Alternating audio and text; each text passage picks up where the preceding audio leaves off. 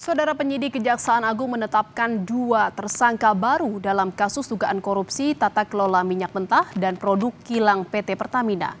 Dalam kasus ini, penyidik menyita uang tunai sebanyak 883 juta rupiah dan 1.500 dolar Amerika Serikat.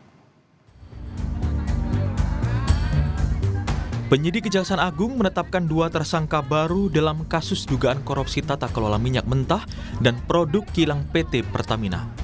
Keduanya yaitu Maya Kusmaya selaku Direktur Pemasaran Pusat dan Niaga PT Pertamina dan Edward Korn yang juga dari PT Pertamina.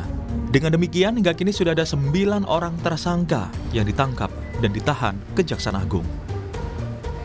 Terhadap 2 tersangka tersebut, setelah dilakukan pemeriksaan secara maraton, tadi mulai jam 3 sampai dengan saat ini, penyidik telah menemukan bukti yang cukup bahwa kedua tersangka tersebut diduga melakukan tindak pidana bersama-sama dengan 7 tersangka yang kemarin telah kami sampaikan.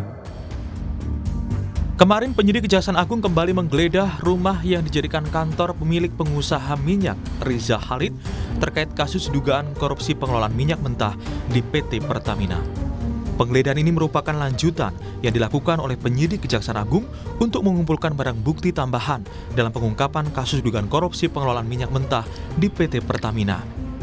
Dari penggeledahan sebelumnya, penyidik menyita uang tunai sebanyak 883 juta rupiah dan 1.500 dolar Amerika serta 34 box ordner yang berisi 89 bundel dokumen serta 2 unit CPU. Dalam kasus dugaan korupsi tata kelola minyak mentah dan produk kilang pada PT Pertamina Subholding dan kontraktor kontrak kerjasama tahun 2018 hingga 2023, anak Riza Khalid telah ditetapkan sebagai tersangka, yaitu Muhammad Keri Andrianto Riza yang diduga mendapatkan keuntungan dari kegiatan impor minyak mentah produk BBM. Selain rumah di Kebayoran Lama, penyidik juga menggeledah kantor yang berada di Plaza Asia, Jakarta. Penyidik menyita 4 dus yang berisi dokumen. Menggeledah menyita ada 4 kardus surat-surat ya, bentuk dokumen yang tentu semuanya ini berkaitan dengan penyidikan terhadap perkara ini. Nah, kita harapkan bahwa dengan tindakan ini penyidik kami sampaikan hari ini masih terus melakukan penggeledahan di tempat yang sama ya, khususnya di Jalan Jenggala, dan barangkali apakah ada perkembangan di tempat-tempat lain. Nah, ini sedang terus kami telusuri untuk bagaimana membuat terang dari tindak pidana ini. Presiden Prabowo menegaskan akan membersihkan berbagai kasus korupsi, termasuk dugaan korupsi di PT Pertamina. Presiden Prabowo mengatakan kasus ini menjadi perhatian pemerintah dan akan segera dituntaskan. Ya, lagi diurus itu semua, ya. Lagi diurus semua. Oke. Kita bersihkan, kita tegakkan, kita akan pokoknya membela kepentingan rakyat. Tidak hanya di beberapa lokasi yang telah digeledah Kejagung, penyidik Kejaksaan Agung menyatakan ada kemungkinan penggeledahan juga dilakukan di tempat lain untuk kebutuhan proses penyidikan. Tim Liputan, Kompas TV. Saudara, informasi terkini kita akan segera menuju kantor Kejaksaan Agung Republik Indonesia. Sudah ada jurnalis Kompas TV Ariel Wiranata dan juru kamera Septa Yoga di sana. Selamat siang Ariel, apa perkembangan terbaru dari penyidikan kasus ini? Ya, benar sekali Jihan, bahwa memang hingga saat ini Kejaksaan Agung telah menetapkan 9 tersangka setidaknya, dan memang hingga saat ini masih dilakukan pendalaman terhadap tersangka. Selain itu juga masih melakukan pencarian alat bukti, yang dimana pada hari Rabu kemarin merupakan 2 tersangka baru yang berinisial E dan MK. Kedua ini merupakan terlibat atas dugaan tindak pidana korupsi yang dilakukan pada PT Pertamina, yang dimana mereka melakukan pembelian RON 90 dengan harga RON 92. Dan mereka melakukan pembayaran secara langsung sehingga hal inilah yang membuat harga menjadi tinggi dan harga juga tidak menjadi wajar.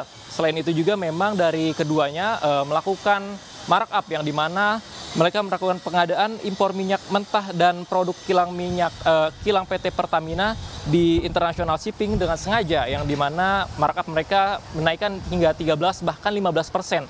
Hal ini juga membuat kerugian negara, dan selain itu juga bahwa dari MK memerintahkan kepada untuk melakukan blending, yang dimana mereka melakukan blending terhadap RON 90 dengan RON 92. Dan selain itu juga memang dari PT Pertamina sendiri menolak keras dengan adanya dugaan oplosan.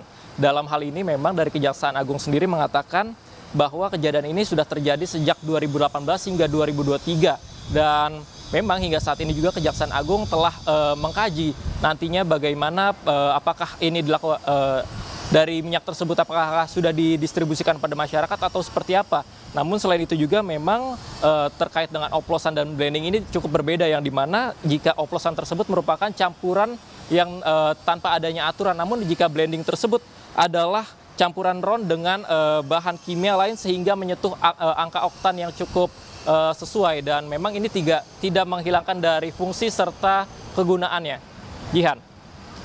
Ya, sampai saat ini penyidikan masih terus berlangsung dan barang bukti juga masih terus dikumpulkan oleh penyidik. Lalu apakah masih ada kemungkinan untuk penambahan tersangka baru dalam kasus ini, Ariel?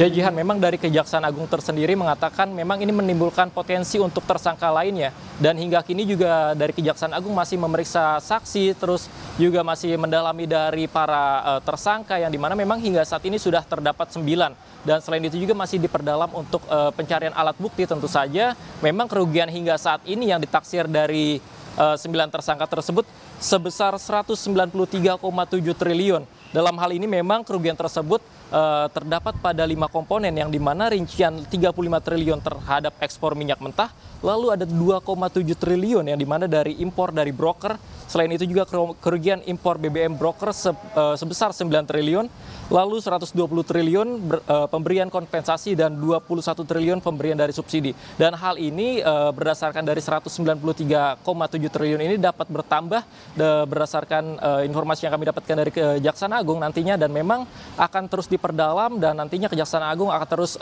untuk mengusut hingga tuntas nantinya, Jihan. Baik, terima kasih atas laporan Anda jurnalis Kompas TV Ariel Wiranata dan Septa Yoga dari Kejagung Republik Indonesia. Terima kasih, selamat bertugas kembali.